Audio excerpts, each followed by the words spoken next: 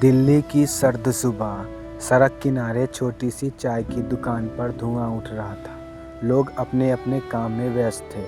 उसी भीड़ में 24 साल का आसिफ अपने बैग को कंधे पर टांगे तेजी से भाग रहा था। आंखों में थकान थी, लेकिन सपने अब भी जिंदे थे। आसिफ बिहार के छोटे से गांव से दिल्ली आया था। सपना था एक बड़ा अफसर बनना और अपने माता पिता का अधूरा सपना पूरा करना, लेकिन ज़िंदगी आसान नहीं थी। दिन में वह एक लाइब्रेरी में पार्ट टाइम वर्क करता था। कमरे का किराया, खाना, किताबें सब कुछ मुश्किल से चलाता था। उसका कमरा इतना छोटा था कि उसमें एक बिस्तर, एक टेबल मुश्किल से आती थी। दीवारें पर नोट चिपके थे, हार मत मानना, माँ का सपना एक दिन ज़रूर सफल होगा। लेकिन हर रात जब वह थक कर सोता, अंदर से टूट जाता था। लेकिन नियति का खेला कुछ इस कदर बदला। एक दिन लाइब्रेरी में नई लड़की आई, सफ़ेद सूट, हाथ में किताबें, चेहरे पर सादगी। उसका नाम था सना। वह भी प्रतियोगिता परीक्षा की तैयारी कर रही थी। शांत स्वभाव, लेकिन आंखों में बहुत दर्द छुपा था। लाइब्रेरी की आखिरी सीट पर दोनों अक्सर आमने सामने बैठते थे। पहले सिर्फ नज़रें मिलती थी, फिर हल्की मुस्कान, फिर होले। धीरे धीरे बात शुरू हुई। लड़की सना ने लड़के से पूछा, तुम इतने देर तक पढ़ते हो? आसिफ हंस पड़ा। सपने बड़े हो तो नींद छोटी करनी पड़ती है। सना मुस्कुराई। कुछ दिनों बाद दोनों एक अच्छे दोस्त बन गए। एक शाम बारिश हो रही थी।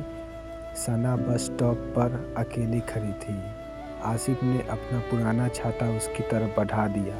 तुम भीग जाओगे, सना बोली। आदत है। आसिफ मुस्कुराया। उस दिन पहली बार सना ने अपना सच बताया। उसके पिता का बिजनेस डूब चुका था।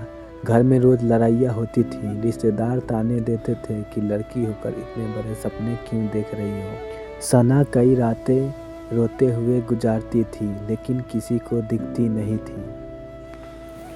आसिफ चुपचाप सुनता रहा, फिर बोला, जब जिंदगी बहुत दर्द देती है ना, समझ लो कहानी अच्छी बनने वाली है। उस दिन के बाद दोनों एक दूसरे की ताकत बन गए। प्यार की शुरुआत हुई। अब दोनों साथ पढ़ते, साथ चाय पीते, साथ सपनों की बातें करते। दिल्ली की भागती सड़कों के बीच उनका रिश्ता धीरे धीरे गहरा होने लगा। एक रात बिजली चली गई। पूरा इलाका अंधेरा में डूब गया था।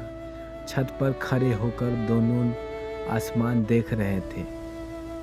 सना बोली, अगर हम सफल नहीं हुए तो? आसिफ ने धीरे से कहा, फिर दोबारा कोशिश करेंगे, लेकिन हार नहीं मानेंगे। सना ने पहली बार उसका हाथ पकड़ा।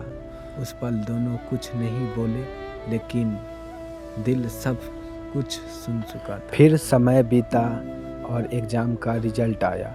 सना पास हो गई और आसिफ 2 नंबर से फेल हो गया। आसिफ को ऐसा लगा कि उसकी दुनिया टूट गई। वह कई दिनों तक लाइब्रेरी नहीं गया, फ़ोन बंद कर दिया, कमरे में अकेला बैठा रहा।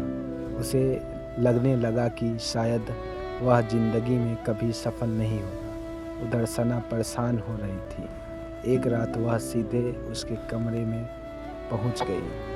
कमरे में अंधेरा था, टेबल पर किताबें बिखरी थी। सना ने गुस्से में कहा, एक हार से टूट गए तुम? वही आसिफ होना जो मुझे हिम्मत देता था। आरव की आंखों में आंसू आ गया। थक गया हूँ सना, हर बार जिंदगी मुझे हरा देती है। सना उसके सामने बैठ गई। तो क्या हुआ, मैं हूँ ना, इस बार मैं तुम्हें उठाऊंगी। कुछ महीने बाद सना का चयन ट्रेनिंग के लिए दूसरे शहर में हो गया। दोनों खुश भी थे और उदास भी थे। रेलवे स्टेशन पर विदाई का समय आया। सना बोली, मुझे वादा करो अगली बार जब मिलोगे तुम हार मानने वाले आसिफ से नहीं होगी।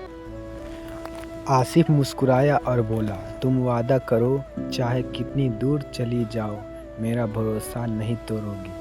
ट्रेन चली गई। सना की आंखें नम थी और प्लेटफॉर्म पर खड़ा बस उसकी जाते हुए देख रहा था। अब आसिफ पहले से ज़्यादा मेहनत करने लगा। फिर 1 साल बाद रिजल्ट आया। इस बार आसिफ चैन हो गया, उसकी आंखों में आंसू निकल पड़े। वह सबसे पहले सना को फ़ोन करता है। फ़ोन उठते ही दूसरी तरफ से आवाज़ आई, मुझे पता था तुम कर लोगे। कुछ महीने बाद दोनों फिर उसी पुरानी लाइब्रेरी के बाहर मिले, लेकिन इस बार हालत बदल चुके थे। चेहरे पर संघर्ष की थकान थी, लेकिन सपनों की जीत हुई। आरव धीरे से बोला, हमने प्यार भी बचा लिया और सपने भी। सना मुस्कुराई, क्योंकि हमारा रिश्ता सिर्फ रोमांस नहीं था, संघर्ष में साथ निभाने का वादा था। हल्की बारिश शुरू हो जाती है। आरव जेब से वही पुरानी छाता निकालता है और दोनों हंसते हंसते चल पड़ते हैं। सच्चा प्यार वो नहीं जो आसान दिनों में साथ दे, सच्चा प्यार वो है जो संघर्ष के अंधेरे में भी उम्मीद बनकर खड़ा हो।